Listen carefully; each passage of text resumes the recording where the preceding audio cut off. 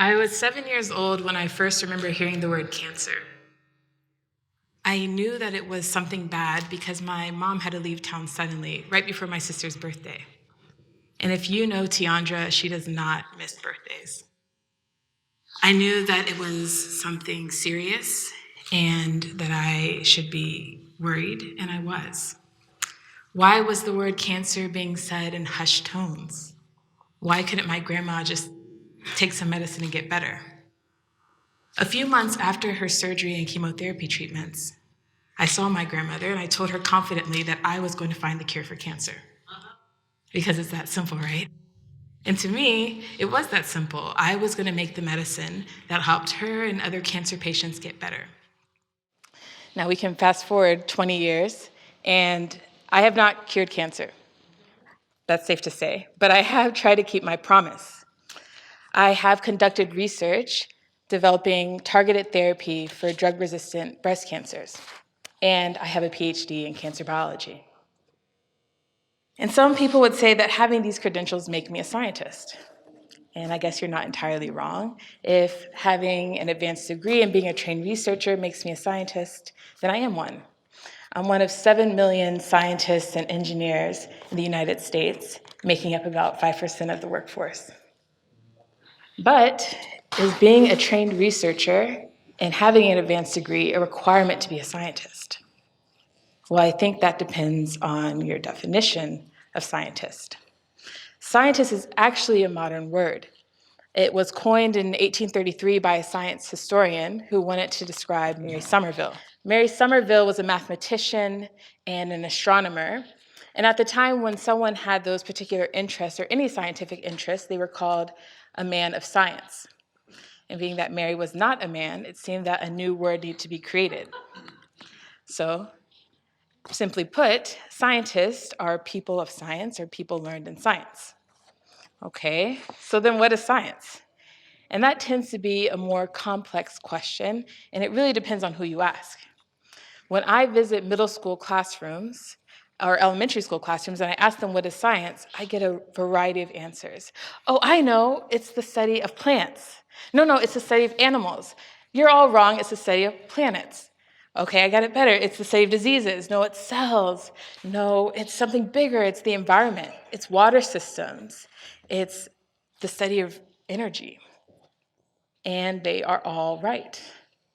Science is an enterprise that encompasses a multitude of fields with a diverse range of inquiries. The British Science Council put together a definition of science that I particularly like because it's very simple. It says science is the pursuit of knowledge and understanding of the natural and social world following a systematic methodology based on evidence.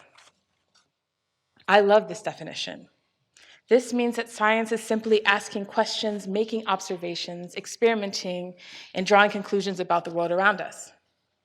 And I think given this definition, we're all scientists. In fact, we're all born scientists.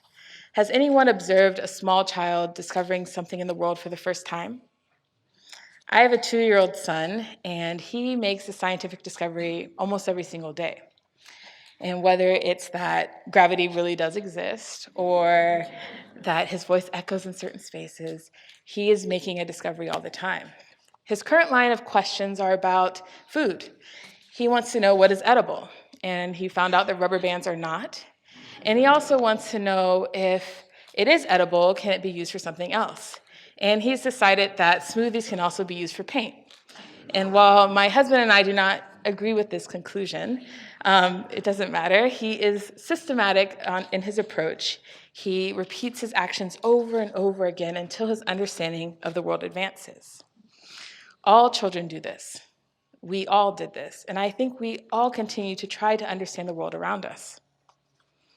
So if science is really the pursuit of knowledge and understanding of our world, should it really be confined to 5% of our workforce? All people are capable of asking meaningful questions and making observations about the world.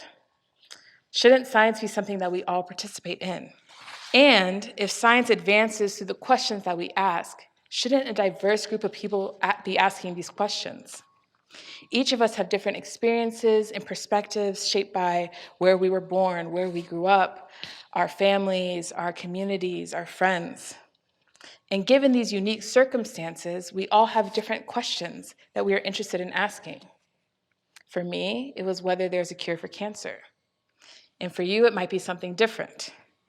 All of our questions have the potential to advance understanding and make a contribution to our collective knowledge. Actually, one of the most significant scientific contributions in our country was made by a non-scientist. Smallpox was a virus that killed millions of people around the world. When it came to the United States in 1616, it was referred to as the Great Dying. They didn't know how it was transmitted, and there was no cure for it. One of the learned scientists at the time kept what he thought was a unicorn horn in a cabinet for protection. And most people just had their prayers.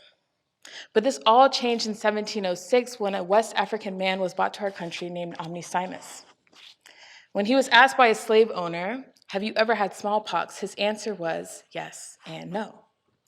He said he was immune to the disease.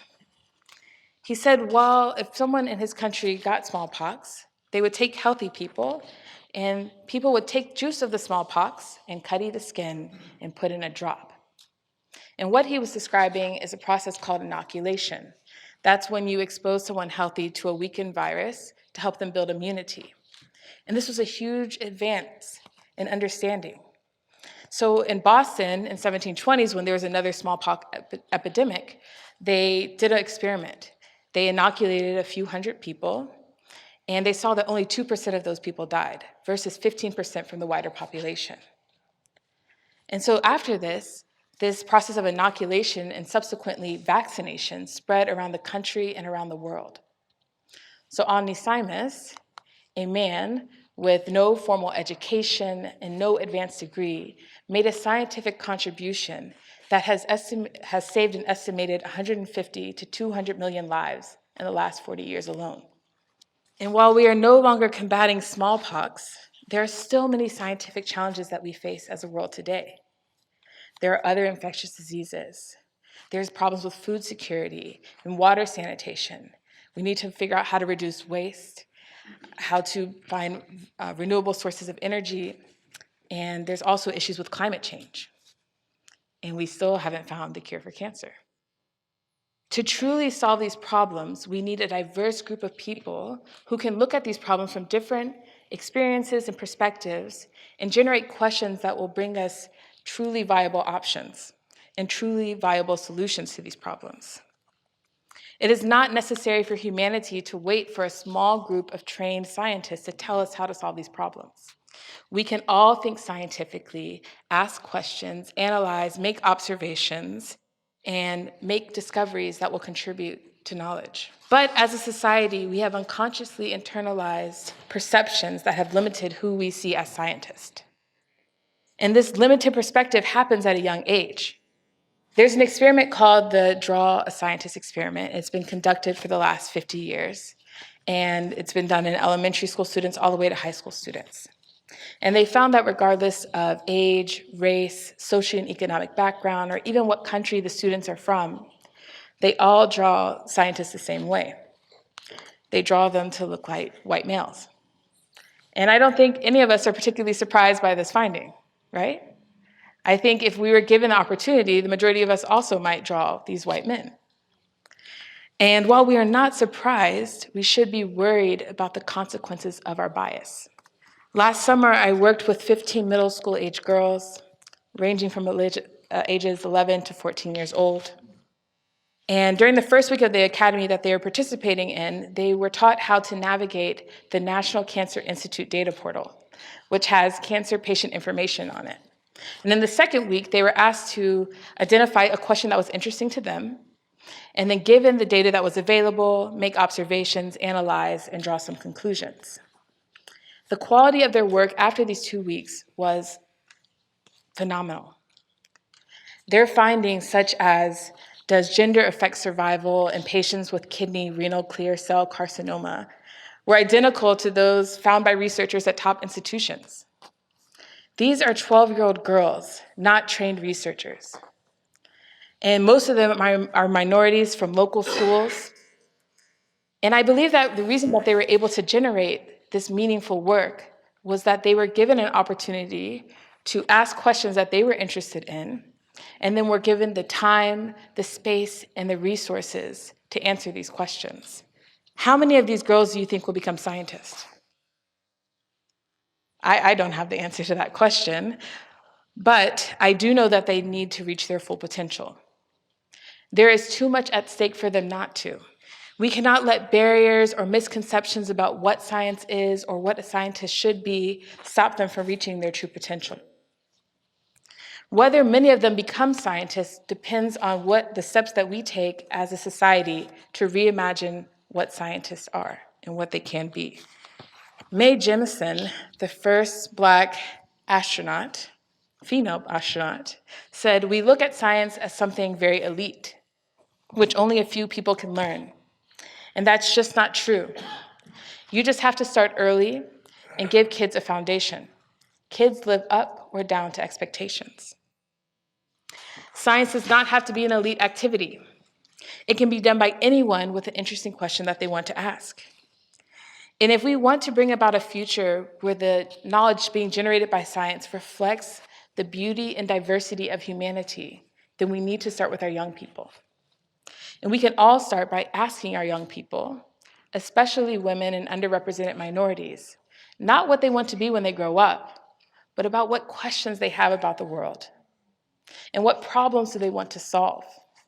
And when they answer, we need to really listen to them and do whatever it takes for them to reach their high aspirations. It does not matter whether we're the person who helps them think through their ideas, whether we provide them with intellectual or material support. It doesn't matter whether we're the person who shows them a scientist that looks like them or affirms that they can be a scientist. What matters is that we all do something to unearth these gems. Thank you.